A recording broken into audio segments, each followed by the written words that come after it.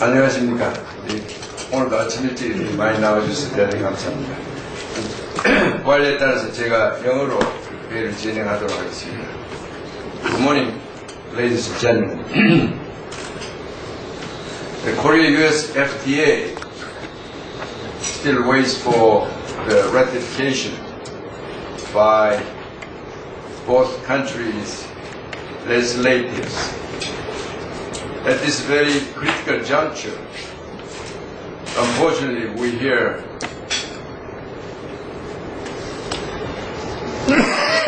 some political noises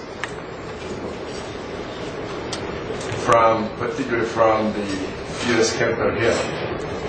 There are political voices either totally opposing or claiming some kind of what Korea media has been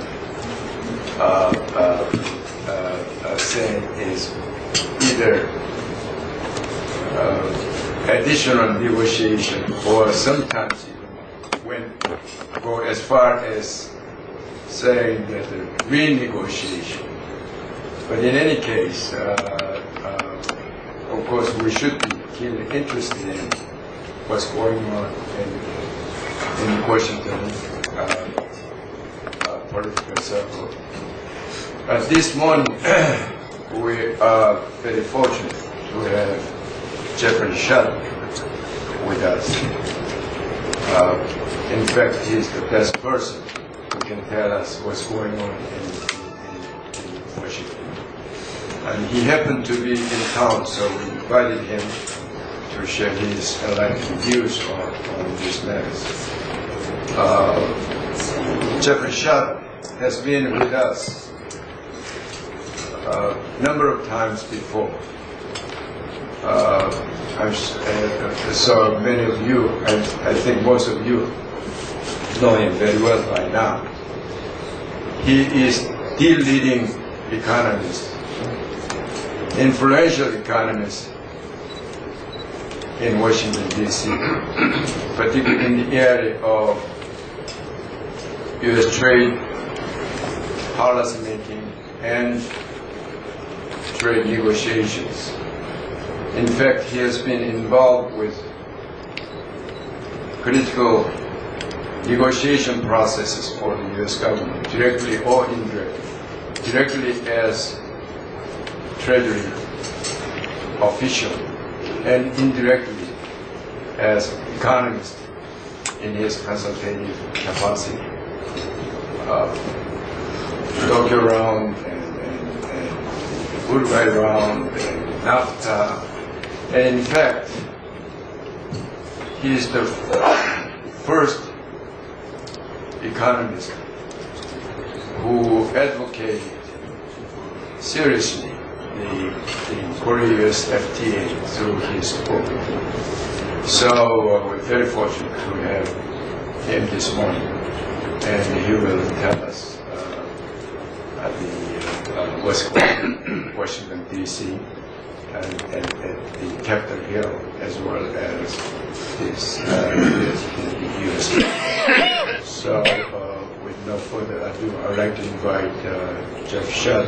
Please join me in welcoming.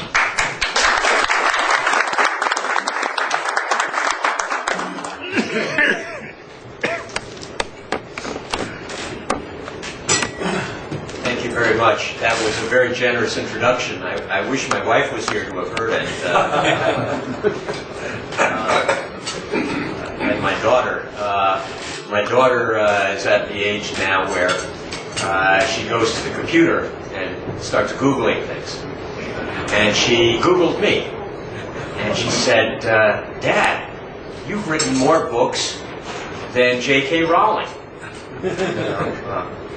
Harry Potter fame. And I said, yes, I have.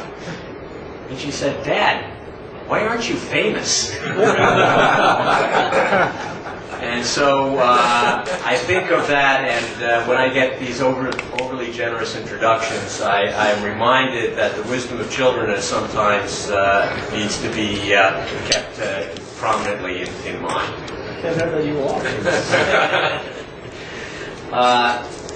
it is a great pleasure to be back here, and my institute, now called the Peterson Institute for International Economics and the Institute for Global Economics, have been very close partners for a long time. But even before that, Dr. Sagong and I have been close partners. Starting when we were very fortunate to have him as a visitor at our institute a few years ago, and when he produced a very influential book on the Korean economy. So I'm glad to continue that partnership, and hope it continues for a long time.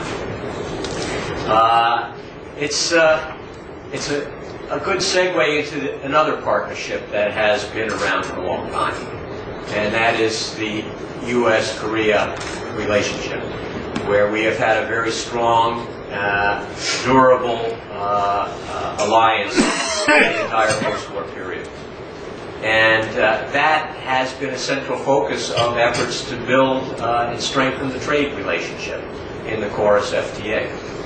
And I believe the government officials have been successful in doing that. The KORUS FTA is a historic agreement, and it should enhance bilateral relations and reinforce our long-standing partnership on political and security matters.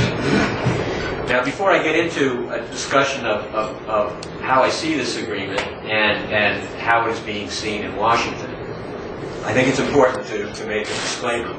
I was a U.S. trade negotiator many years ago, but I'm an advisor to the U.S. government, both the USDR and the State Department. But my views do not necessarily represent those of the U.S. government.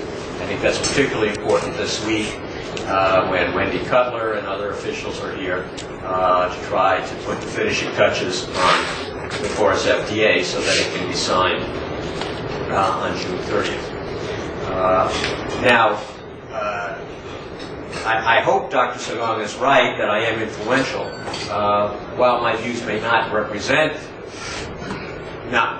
necessarily represent those of the U.S. government, they should. And I try to talk to the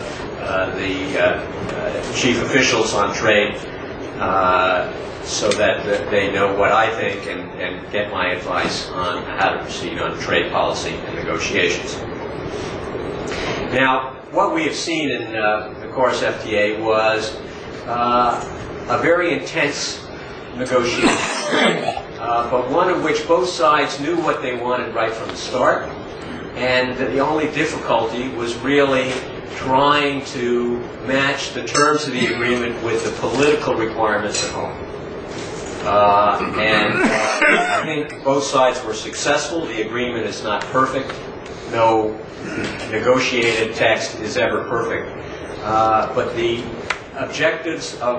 common objectives of both sides were so close, were so important, and that I think the negotiators came up with a deal that is truly a win-win.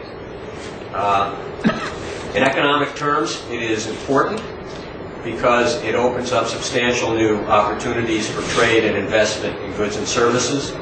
At the same time, it's controversial in both here and in the United States, in part because it's important, because it creates new competition for Korean and American firms, workers, and farmers. And this will require adjustment in both our economies. But when you think about it, we have to undergo an adjustment process anyway, every day, to meet the challenges of globalization. And this agreement should help us better prepare and be better prepared for that continuing challenge in the global marketplace. Both countries will benefit, though it is important to emphasize that the size of the gains for each country will depend importantly on how government policies and on how firm strategies respond to the new competitive environment. Now, again, the agreement is comprehensive. If you've tried to look at it, you will find that it's a daunting task to go through it, over 1,000 pages. and many of it in cryptic trade negotiators' jargon. It's important to note that each side was sensitive to the priority concerns of the other and included compromises on several important issues, especially at the end of the day and talks here in late March and beginning of April, that covered autos, rice, and the treatment of production in the Kaesong industrial complex. Let me touch very briefly on some of these points in the agreement, because I think it's important background for a discussion of how the agreement is being viewed in Washington. The FTA outcome on autos has been, the discussion of it has been a bit confused. There's been criticism both here and in Washington. But if you look at actually what is being done and how it changes the current situation, both sides are better off than they would be if there was no agreement at all, if you maintain the status quo. The FTA reform should help improve the competitiveness of U.S. and Korean firms in each other's markets. U.S. exporters will benefit from a significant tariff preference in competition with Japanese and German firms here in the Korean market. And the immediate elimination of the U.S. tariff will help Korean exporters in the highly competitive U.S. market. Importantly, the agreement goes beyond tariff cuts and substantially reduces the burdens related to tax and regulatory policies, and also includes important investment provisions that should provide better protection for investors, and also includes commitments and obligations that go beyond those in the WTO agreement on trade-related investment measures that to bar performance requirements that require the transfer of technology. And this is an area which could be of increasing importance given the industry focus on new hybrid fuels and engine technologies. This has been sort of not covered in the debate in either country as far as I've seen, and yet is a significant factor in what the agreement can do to strengthen the auto industry in both countries. Now, one can ask, why did Korea give such a high priority to the elimination of the U.S. car tariff? The U.S. car tariff is 2.5%.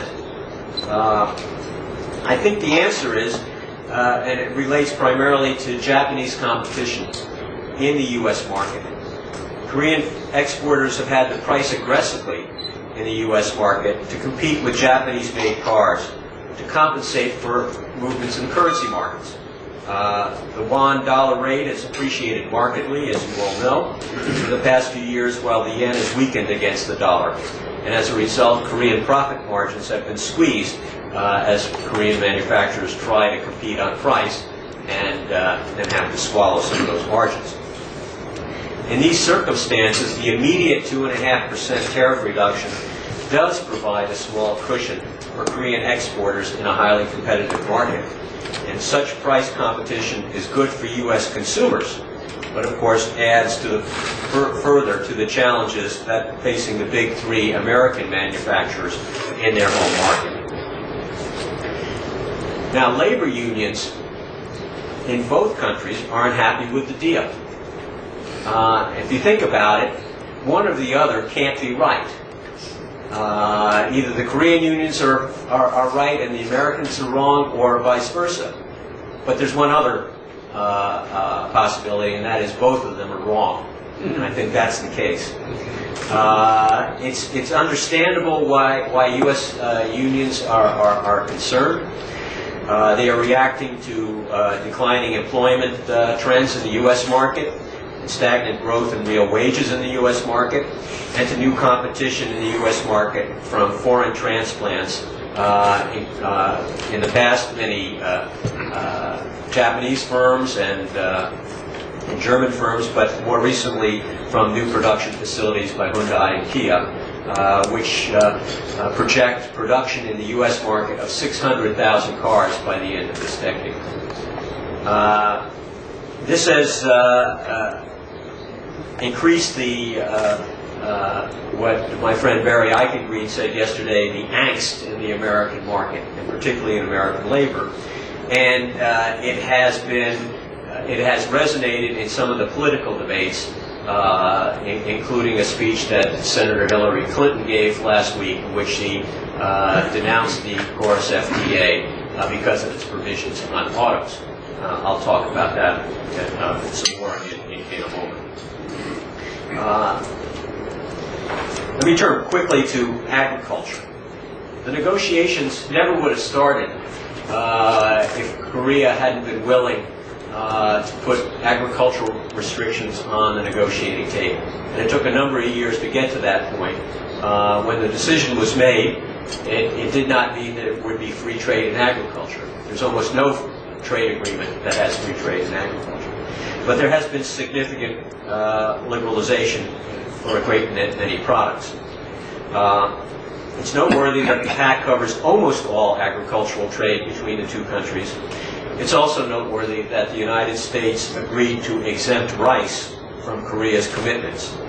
The political benefit of excluding rice far outweighed the trade effect of a modest increase in the rice quota, which was the likely outcome of was the only feasible outcome of a negotiation on rice, a modest increase in U.S. sales under quota to the Korean market. Wouldn't have made that much of a difference for U.S. rice exporters, wouldn't have made that much of a difference for our bilateral trade, but would have greatly complicated the politics of the deal in the Korean market. That point was brought forward to U.S. negotiators very aggressively and consistently by the Korean negotiators, and I think towards the end of the day a political decision was made in the White House that this was a concession that needed to be made to ensure the harmony of the and successful conclusion of the deal. Now there's one other agricultural product that is also central to this negotiation, and that is beef. The main barrier to the Korean market is not covered by the FTA provisions. It relates back to the health regulations imposed after the BSE outbreak in 2003. But the recent determination by the World Organization for Animal Health should allow Korean regulators to renew certification of U.S. beef products, and hopefully that process is underway. There have been a few bumps in the road. Both sides are working on that. And I fully hope that this can be resolved. It's clear from the American political debate that if the beef issue is not fully resolved, then the administration will not submit implementing legislation for the KORUS FTA to the Congress. One of the biggest supporters of the KORUS FTA is Senator Baucus, the chairman of the Finance Committee. And his support is particularly important because of the need to counter the squeaky wheels from other legislators that are concerned about protecting their own constituents. But Senator Baucus will not do anything that harms his cattlemen, and I think this is a key block. If it isn't, if the problem isn't resolved, it will be very difficult to move the political process in the United States. I can talk about that a little bit more. One area that deserves much more attention in the agreement, and will get underrepresented in this talk as well, is the results that were achieved on services. If you think about it,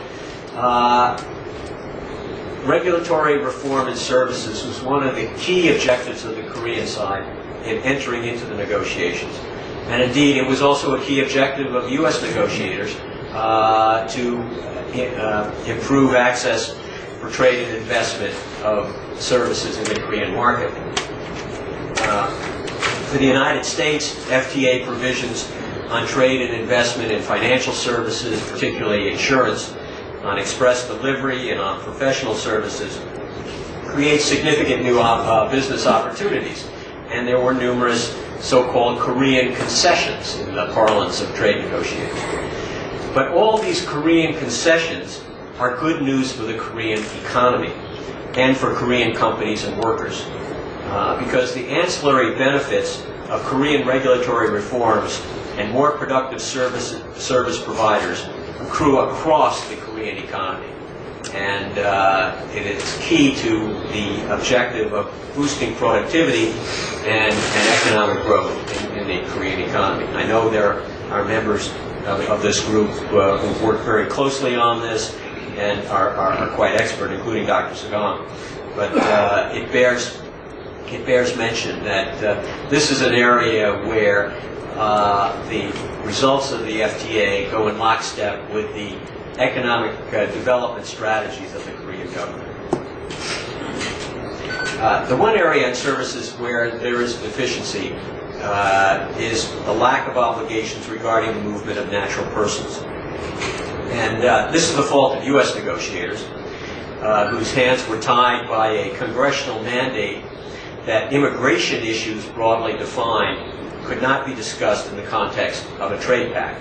As a result, the FTA does not expand the H-1B visas for Korean nationals, despite the inherent need of many U.S. firms for qualified workers.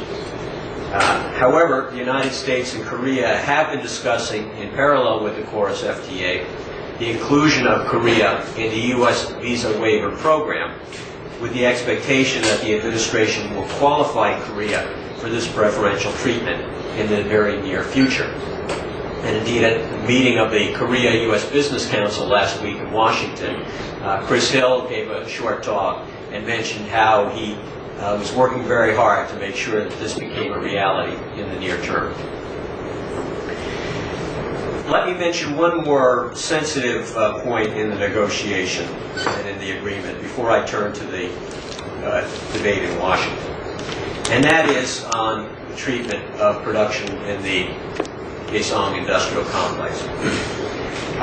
The two partners share a common objective of promoting cooperation on security issues in Northeast Asia and on encouraging the process of policy reform in North Korea. That's where we have common objectives. At times we pursue different tactics in the pursuit of those objectives. And the challenge for the trade negotiators in the KORUS FTA was bridging the gap, that tactical divide, to come up with a common approach for moving forward. The agreement does not, ab initio, accord trade preferences to goods produced in the Kaesong industrial complex. But it does create a process for future consideration of such a development if the economic and political situation on the Korean Peninsula changes as desired by both FTA partners. This was a very thoughtful compromise. I suggested a similar type of arrangement in a paper I presented to both governments a year ago at the start of the negotiations. I think they found a way that the priority objectives of both countries can be met, and in a way that makes the KORUS FTA a living agreement that can expand as favorable conditions are created on the Korean Peninsula. This is all the relatively good news. The confusing news on the FTA is, why are we still talking about negotiations? And let me try to explain this, and explain why Wendy Cutler's here, and why I'm optimistic that there really isn't a major problem in finishing the final text and having it signed next week. The conclusion of the KORUS FTA negotiations took place while another set of high-stake negotiations were being contested, those between the leaders of the Congress, the new Democratic leadership in the Congress since the November 2006 election, and the Bush administration. And at issue in those negotiations was nothing less than a new trade policy for America and the start of an effort to restore bipartisan support for trade initiatives that had seriously eroded over the past decade. If you look at major trade legislation in the U.S. in the past few years, only a handful of Democrats voted for it. And it was only a very unusually tight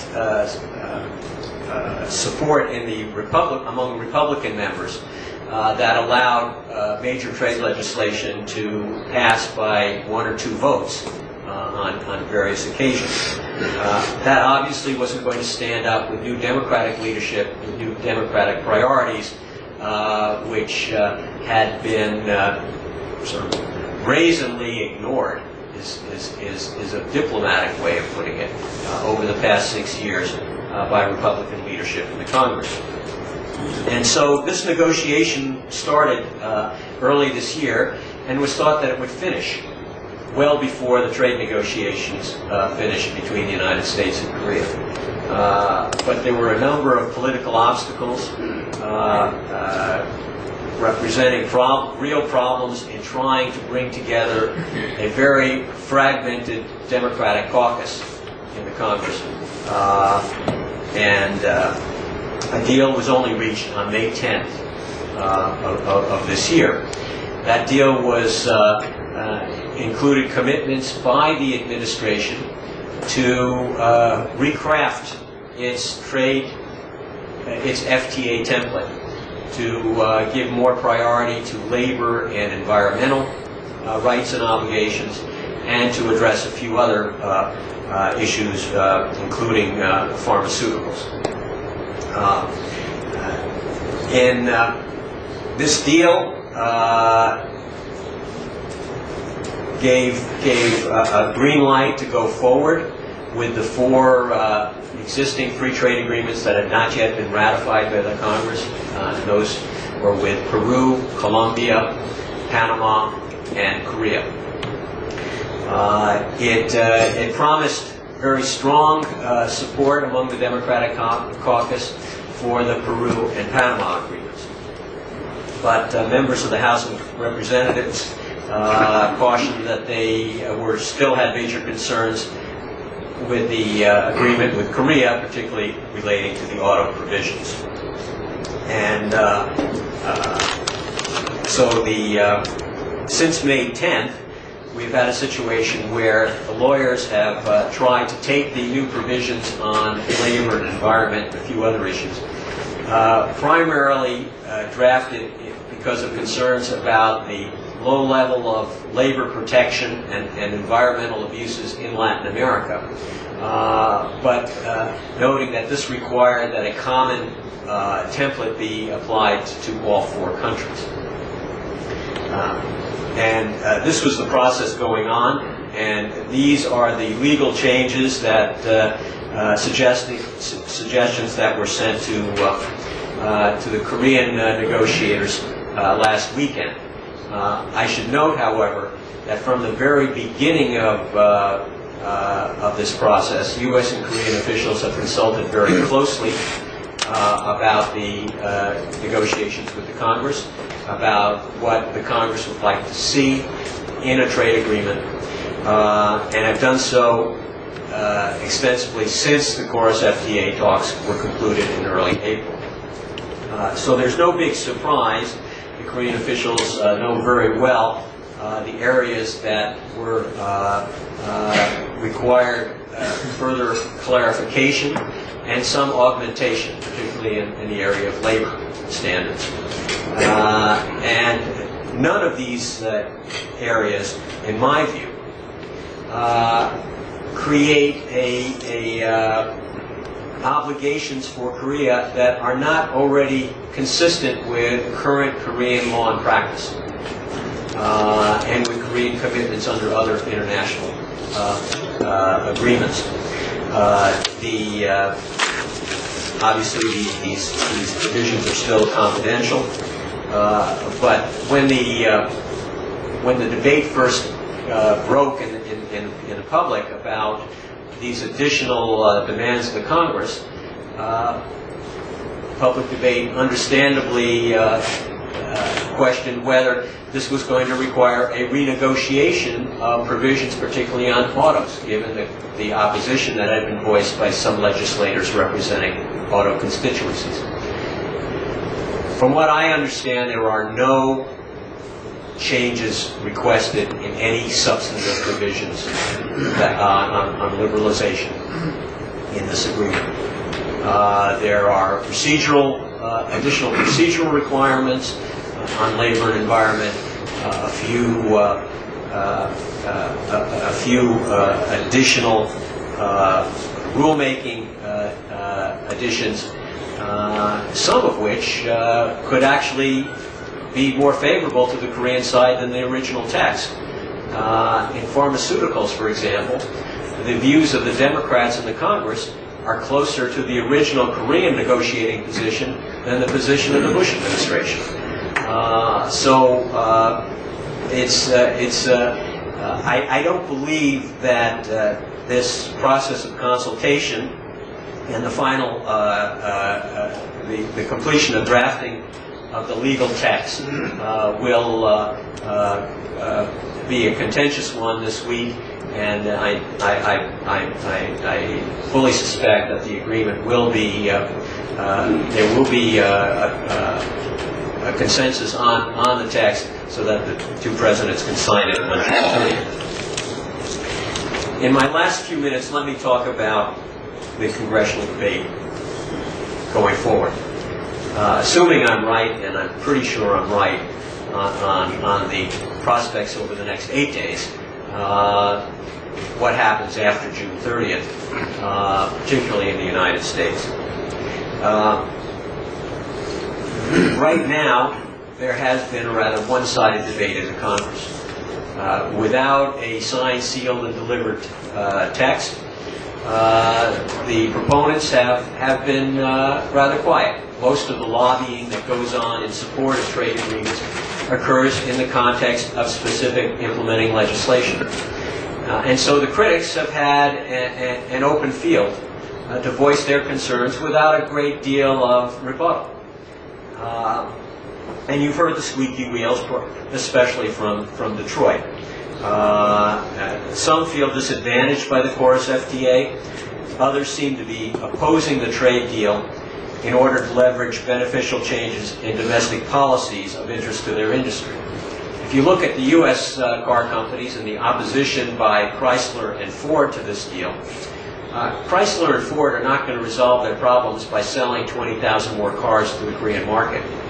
That would be a fourfold increase, more than a fourfold increase in current shipments, and that wouldn't make a difference in their problems.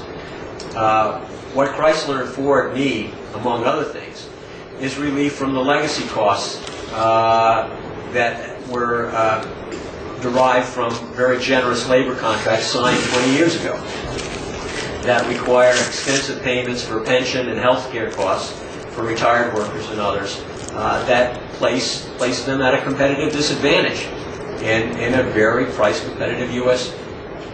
market. And I think at the end of the day, much of the opposition from the auto sector in the United States is really focused on leveraging changes in domestic policies and trying to ensure that the trade policy debate in the United States becomes a debate on the competitiveness of U.S. industry, a much more constructive direction than just merely seeking protectionism. In that respect, I think the Democratic leadership is moving in the right direction. Whether the Republicans can command enough political force to deal with them in the waning days of the Bush administration is another matter. Now, the ratification debate will be contentious, and I think to say that here is to state the obvious. If we just reflect, the economic benefits of the pact will be weighed against the adjustment costs, just as they are being done here in Korea. In addition, though, in the United States, proponents will argue that the deal is needed to counter the discrimination that U.S. exporters and investors face due to trade agreements between Korea and other countries. And here, the conclusion of a free trade agreement between the European Union and Korea, if it occurs later this year or early next year, will probably be a further impetus to congressional interest in ratifying the trade agreement, because they'll see that many of the benefits to be derived in the Korean market are going to be are going to have to be shared with European firms in the not too distant future. There'll also be concern in Congress to ensure that the growing wave of bilateral and regional arrangements among East Asian countries continues to include the United States.